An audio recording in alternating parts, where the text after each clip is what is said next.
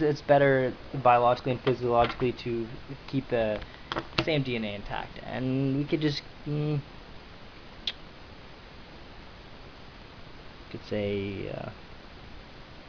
I don't know, let's say nerve cells.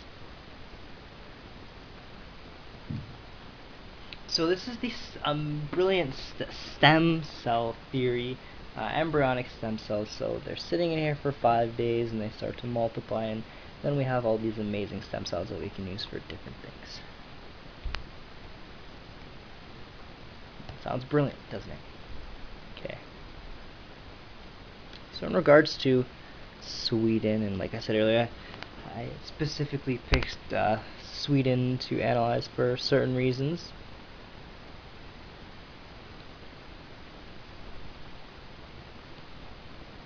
So, who, what, when, where, what. And I guess we just went over the how. So, who is doing this? Well, of course, the people in Sweden. We could dig a little deeper and even specify Lund University, and we'll get to Lund University a little bit later.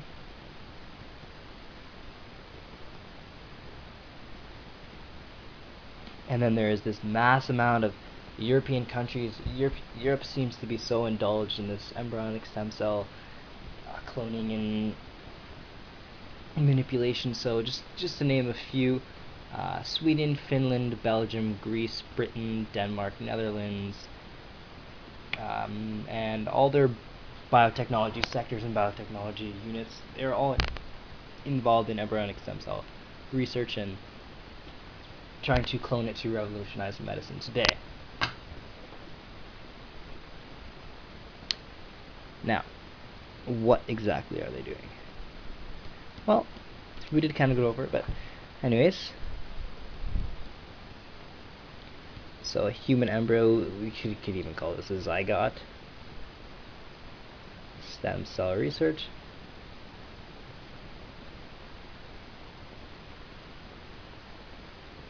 Involving human eggs.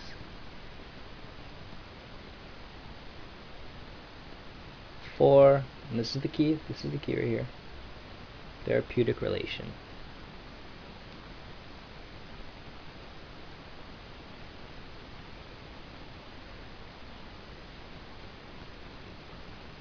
And this is the recovery of, for example, like I used Alzheimer's or Parkinson's, and this is the revolutionary part, this therapeutic relation.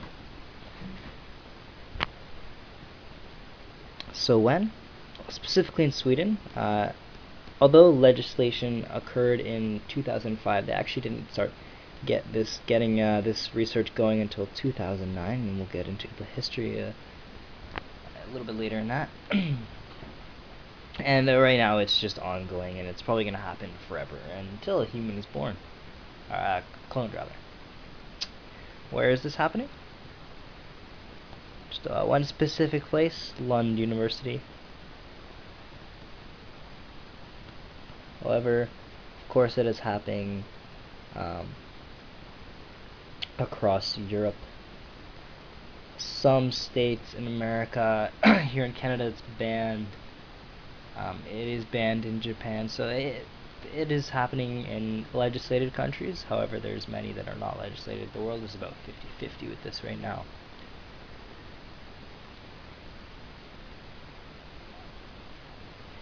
So why are they doing this? Why would someone neglect potentially the most abundant ethical code of taking someone's life? Well, we're doing this probably because of the potential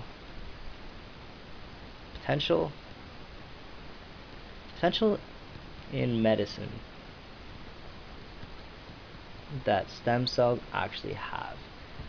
There is research has been done, and there is proof that this could soon cure Alzheimer's, Parkinson's, sorry, and type 2 type 2 diabetes, um,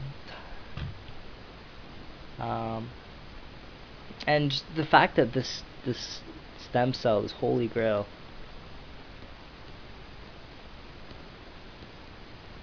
I mean, it can turn into anything. This could even expand farther than just medical use. Who knows what they could do with all these cells? This could create a whole new sector of biology and biochemistry and biotechnology. So this is why they're doing it.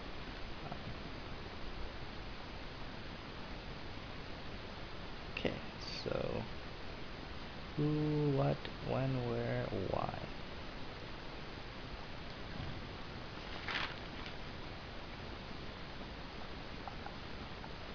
Okay, so now we're gonna dig a little deeper into Sweden.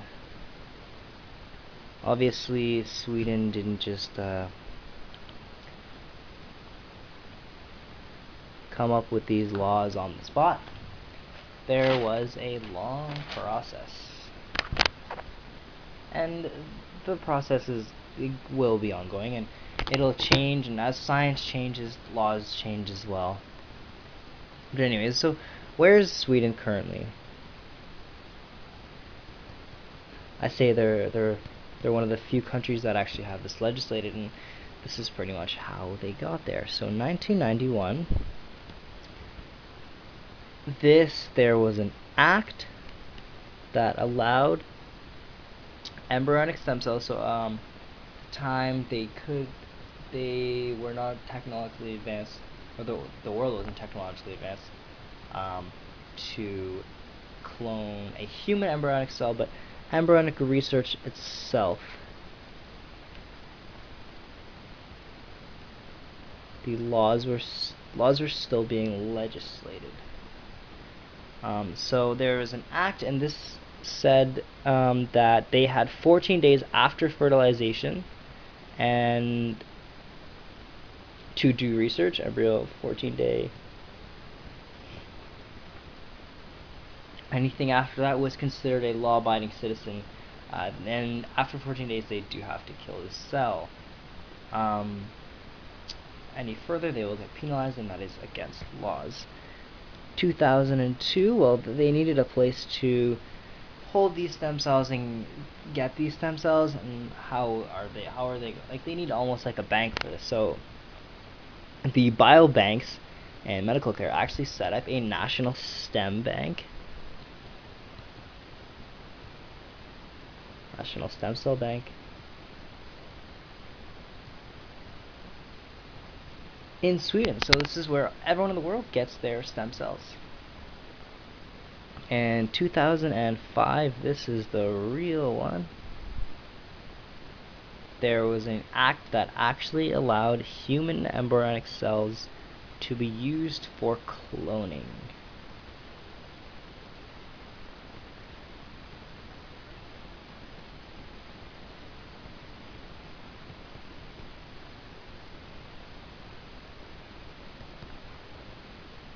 Human embryonic legislation on cloning, and this is where all the money is gonna. This is where the money is. All right, so let's go into some of the ethical issues, social issues, as well as legal issues. Let's start with social. We're going to have some pros, and of course there's going to be some cons. One con right off the bat: not everyone is going to comply. And people are going to fight over this in society and on a legal stage, so lawyers, etc. Not everyone is going to comply with this law. However, specifically to Sweden, a very highly educated civilization and wealthy civilization, it's going to attract newcomers that are interested in biotechnology. So there's going to be a lot of very educated individuals moving towards Sweden to pretty much almost pursue careers, but indulge in the medical revolution of embryonic stem cells, because this is where it's happening, and this is where all those people are going to want to be. So this is going to create a buffer in Sweden's economy.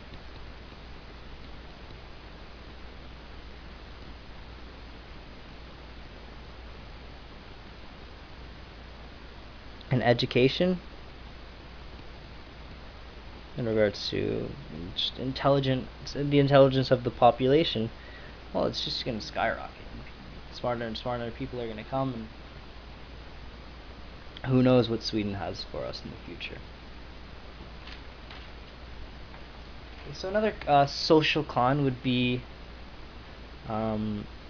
they are starting to say that stem cell research possibly may lead to characterization of a baby in the womb. So a family may want a baby with blue eyes. Well, since when are we able to customize our children? I mean, they come the way they are, and this is why we love them, and they come from us. And to pretty much state that I want my kid to have this, well, what happens if it doesn't come out? There is still chances that if someone did want a blue-eyed child, that it could possibly come out with brown eyes. It's the same gene genetically. So that could raise a lot of characteristics, whether they were to disown the child or not. I mean, that just goes into a whole another sector of law. So that's definitely a huge con. Ethics.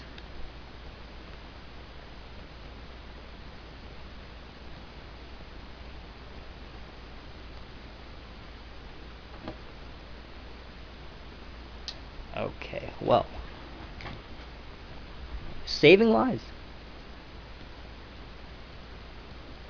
You know, a lot of people are going to say that this could possibly save thousands, millions of lives, and I guess that's the whole point of it, and that's the whole point of medicine. And ethically, I mean, if that's the goal, then why not go about this?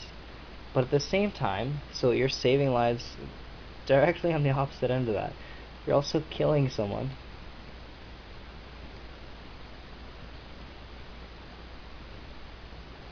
And this right here, put a million stars on this. This is what the world will not comply with.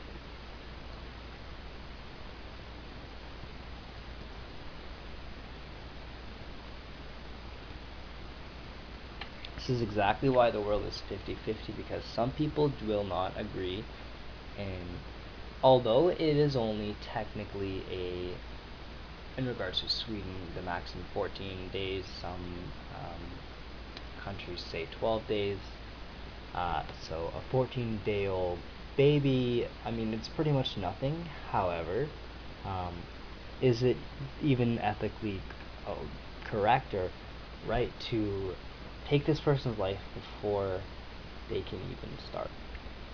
So this is a huge one right here. So now we'll go into law. Nice blue.